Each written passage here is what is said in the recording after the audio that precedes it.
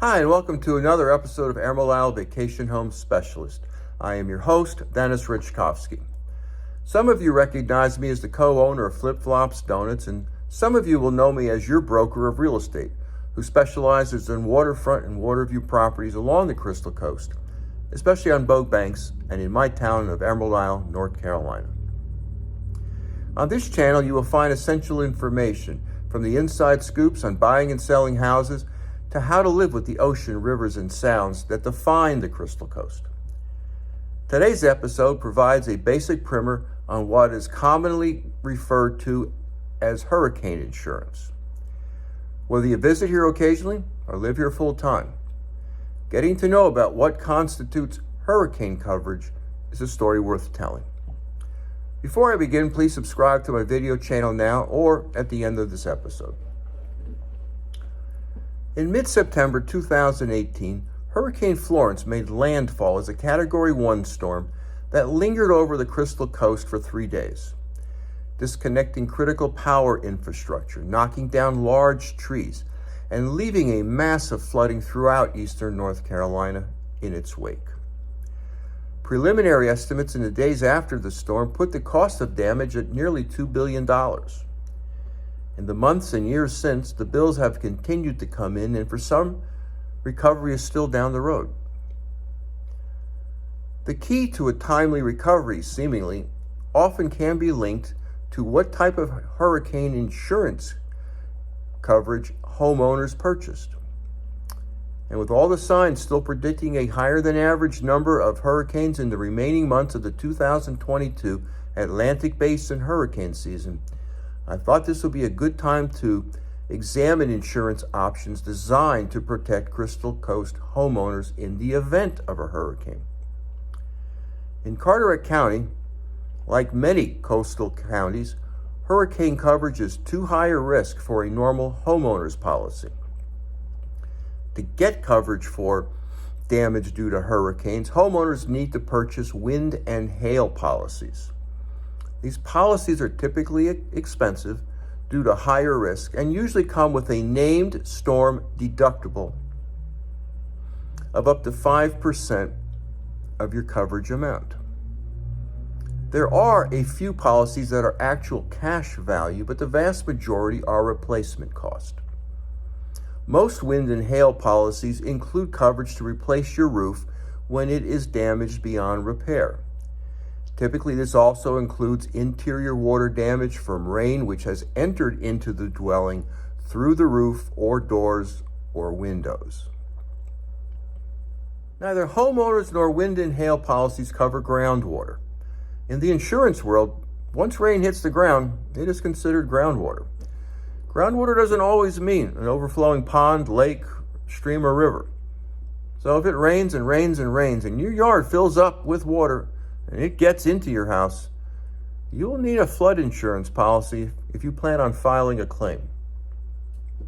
Unlike other insurance policies designed to protect your home, flood policies are government-driven. So there are some eccentricities associated with these policies and their claims. For example, flood policy won't cover contents in a basement unless the basement is habitable. So, on ubiquitous elevated houses on pilings we have throughout Carteret County, if that lower area is unfinished and you keep bicycles, mowers, etc. there and it floods, those items will not be protected or covered. Flood only kicks in at the lowest habitable floor. Furthermore, in North Carolina, flood policies are written in increments, so you pay a premium for a certain fixed amount of finite coverage. Most homeowner policies will cover wind-driven rain as long as an opening has been created. The most obvious opening is a tree falling over onto your roof and a branch penetrating the roof. This opening allows water to enter the dwelling. This is a covered expense under your homeowner's policy. The not so obvious is wind that blows rain between sliding glass doors or wind that blows rain in through a gable or roof vent. These typically are not considered openings. And while a high-level homeowner's policy may cover wind-driven rain without an opening, the wise homeowner purchases a wind-driven rain policy. That's because when insurance people sit around a table to determine who is going to pay your insurance claim, they always point to the insurance guy not at the table. So you want all three guys, wind, flood, and wind-driven rain, sitting at your table. You have to make a claim on your policy.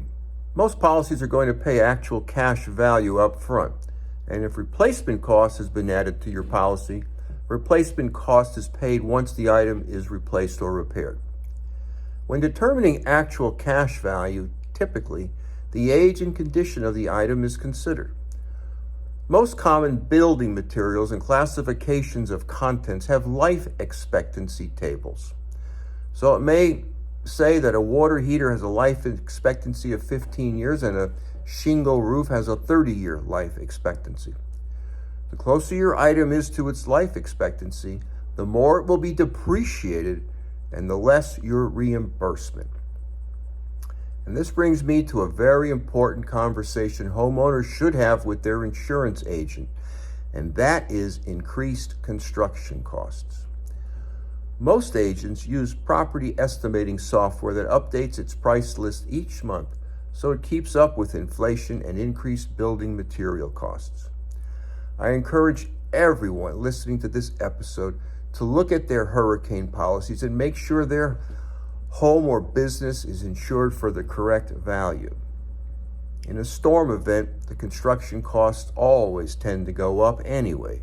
And when you pair that with rising construction costs that we have seen over the last couple of years, some homeowners may find themselves underinsured. What about deductibles? On a normal policy, you have a named storm deductible and an all other peril deductible, also known as AOP. Named storm deductibles are normally 1 to 2%, which is a percentage of your dwelling coverage. For example, if your home is insured for $300,000, your named storm deductible is roughly $3,000. If it is a tropical storm or hurricane, the claim will fall under your named storm deductible. If it is a fire, lightning, etc., then it falls under your AOP deductible. Depending on how your policy was written, generally speaking, wind, such as waterspouts, tornadoes, and nor'easters, will fall under your AOP deductible. AOP deductibles can range from $500 to $1,000 to $2,500 or higher. It is up to the insured which deductible they prefer. The higher the deductible, the lower your premium typically is. If you need to file a claim, you can call your carrier's claim hotline number directly, or you can call your agent's number.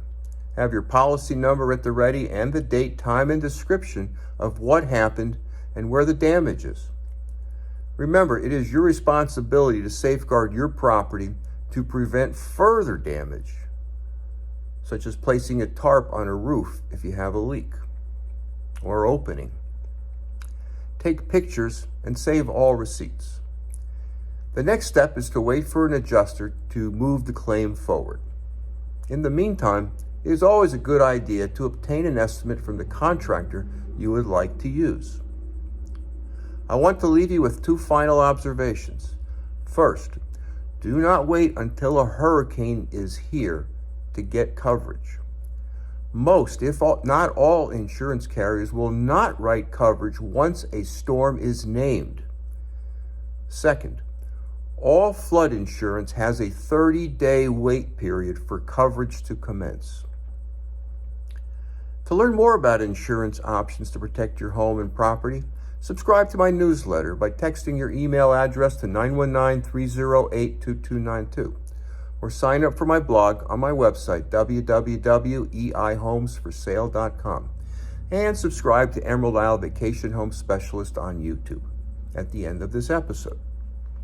Stay well and stay safe, so come on down Please subscribe to my channel below and definitely return next week to this same bat channel at the same bat time of 9 a.m. on Thursday for another episode of Emerald Isle Vacation Home Specialist.